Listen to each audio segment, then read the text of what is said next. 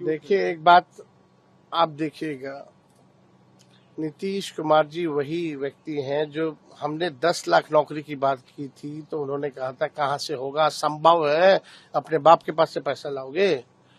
हम तो भाजपा के लोगों से पूछना चाहते हैं, आपकी वित्त मंत्री आई थी बीच में, उन्होंने कहा था 19 लाख रोजगार दिलाएंगे। कहाँ है 19 लाख रोजगार? क्यों बिहार में पलायन सबसे ज्यादा है? क्यों शिक्षा चिकित्सा के लिए लोग जो है बाहर जाते हैं? क्यों नौकरी मजदूरी के लिए तब बिहार लोग जा रहे हैं? और अपने मुंह से नीतीश कुमार जी ने तो कहा नहीं। तो एक बात स्पष्ट है, इनका नकलची सरकार, तेजस्वी आगे है, इनकी सरकार पीछे है। पेंशन की बात हमने की, नौकरी की बात हमने की, रोजगार की बात हमने की, हमने फ्री में बिजली देने की बात की 200 यूनिट। अब सुनने में आ रहा है कि ये भी करेंगे। और यही नीतीश कुमार जी बोलते थे फ्री में बिजली नहीं देना चाहिए, सदन में बोले हैं, वीडियो है हमारे पास। अब देखिएगा माई बहन मान योजना का भी कॉपी करेंगे। तो नकलची सरकार है, इन लोगों के पास कोई रोड मैप विजन तो है नहीं। सरकार सब चीज पे बोली, लॉ एंड ऑर्डर पे क्यों नहीं बोल रही? आज भी तो हमेशा लगातार टीचर की हत्या हुई, बीजेपी नेता की हत्या हुई, व्यवसायिकों की हत्या हुई, एक छात्र को गोली मारा गया, कल भी हुआ, परसों भी हुआ।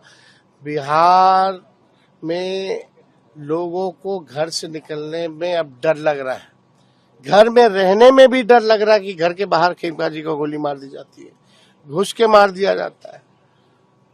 अरे ये सरकार अपराधियों को संरक्षण देने वाली सरकार है। जो AK-47 चलाता है उनको नए कानून बना करके लोग बाहर निकालते रहते हैं, पैरोल देते रहते हैं। लेकिन कि कौन है सूत्र?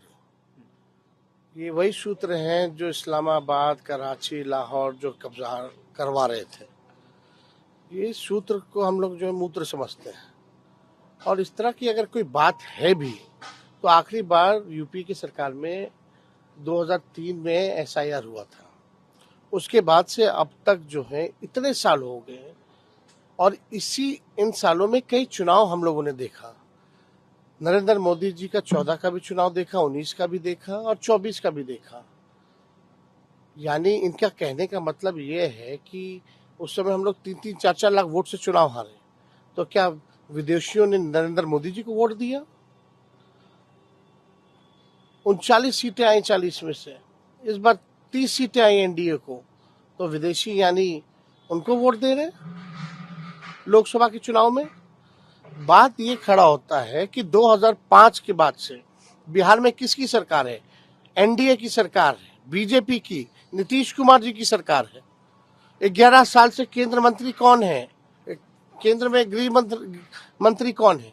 11 साल से देश का प्रधानमंत्री कौन है? मोदी जी हैं, अमित शाह जी हैं। तो ये गलती किसकी है फिर? यानी गलती तो इन्हीं एनडीए वालों की है। अगर किसी को अगर मिला भी है नागरिकता या वोटर लिस्ट में अगर नाम भी अगर जुड़ा है तो ये इनकी सरकार रिस्पॉन्सिबल है, नीतीश कुमार और मोदी जी रिस्पॉन्सिबल है। क्योंकि 20 साल से बिहार में सरकार इनकी है, 11 साल से केंद्र में इनकी सरकार है। और ये जितने चुनाव जीत करके ये लोग गए, सरकार बनाए, तो यानी सब फर्जी है। यानी ये कहना क्या चाह रहे हैं? नेपाल की जहां तक बात है, आप जानते हैं बिहार का रोटी और बेटी का संबंध रहा है। बिहार पुलिस में, बिहार मिलिट्री पुलिस में गोरखा लोग हैं, नेपाली लोग हैं। आर्मी में नेपाली लोग हैं, भारतीय सेना में नेपाली लोग हैं।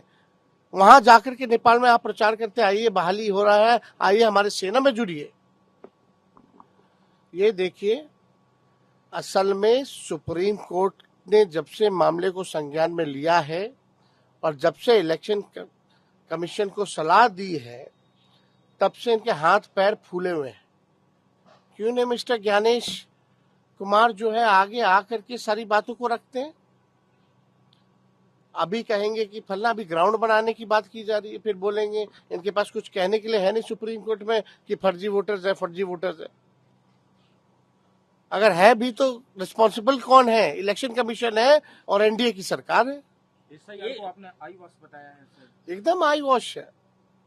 एक पॉलिटिकल पार्टी का प्रकोष्ठ बनकर के इलेक्शन कमीशन जो है काम कर रहा है।